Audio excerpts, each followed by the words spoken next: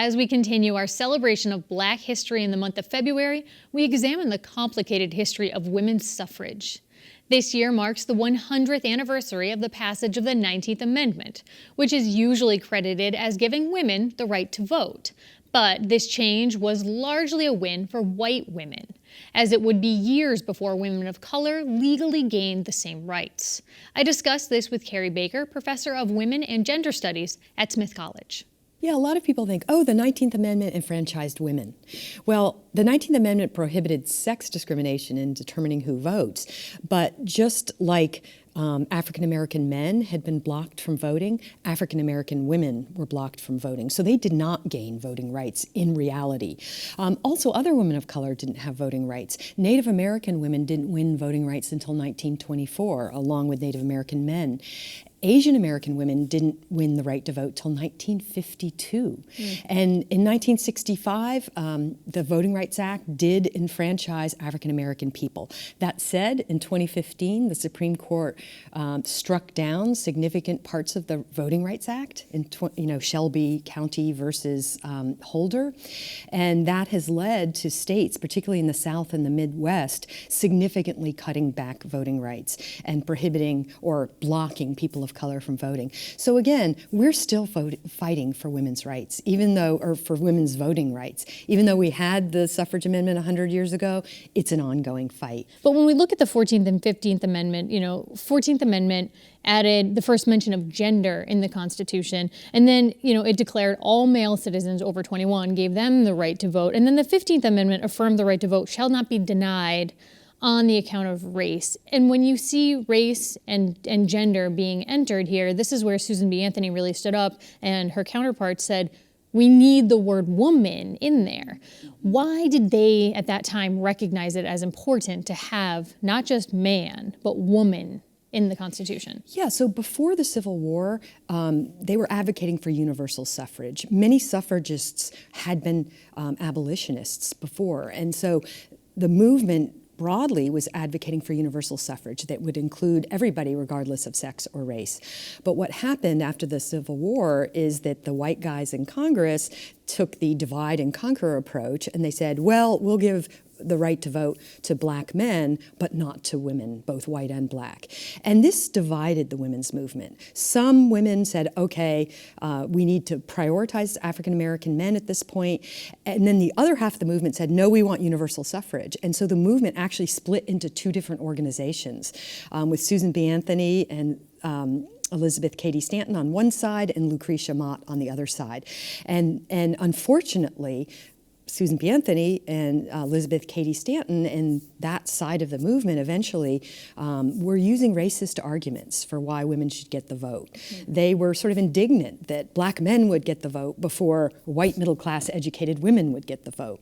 And so it was interesting from Anthony because she had been an abolitionist, absolutely. Right? Yes. Yeah, it's sort of a sad development in history, but I think she was just so committed to getting the vote, and she would do anything she could to get it. And so, the movement, and it wasn't everybody in the movement, but certainly the, people like Lucretia Mott, they prioritized African American men and focused on that, but there was a division in the movement, and that division didn't get healed until 1890, when the two parts of the movement came back together and began to push for universal or suffrage for women. And it would still be another 30 years before that was actually ratified in the Constitution. It would be.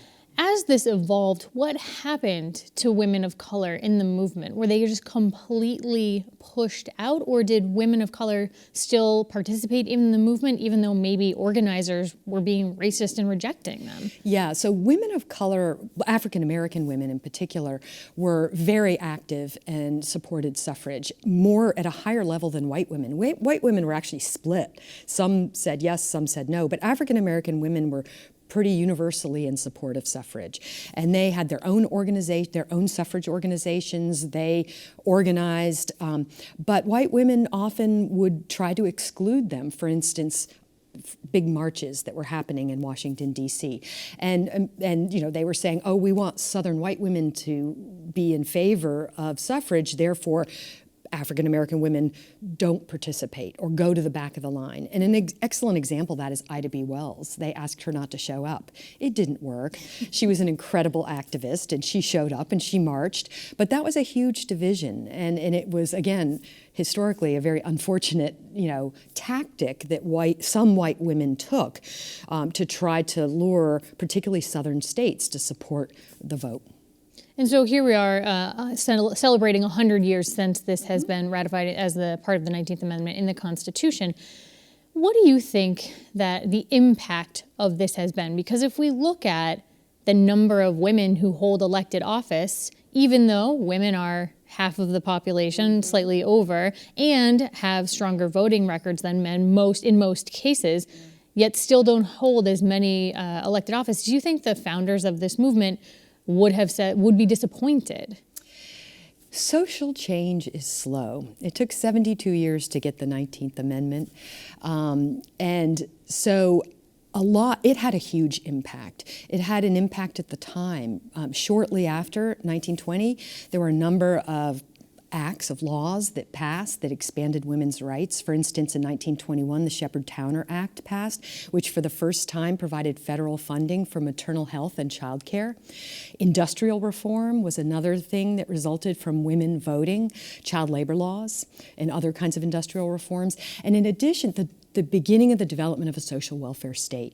So women pushed for mothers' pensions for women whose husbands had either abandoned them or who were widowed to support them and their children. And so one huge impact of suffrage was the shift towards the New Deal eventually, right? The idea that the government had some responsibility to take care of people and ensure that vulnerable people were cared for.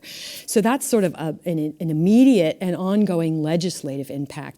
But as far as women's political participation, certainly the fight for the vote educated women and taught them skills of organizing, which then when they won the vote, they used to pass acts like what I just mentioned. But also, after women won the vote, they began to be elected to Congress in record-breaking numbers. By 1928, there were 7 women in the House of Representatives. But you're right. I mean, today, there's only about 23% of Congress is female. And in state legislatures, only about 29%. And again, social change is hard. There's a lot of barriers to women entering politics. I think the election involving Trump and Hillary Clinton is a great example. The way Hillary Clinton was treated. It's hard. Social change is slow and it's hard. But a lot of women have fought for generations, and I tell this to my students, this is a long fight. Social change takes a long time, and we have to just keep on pushing.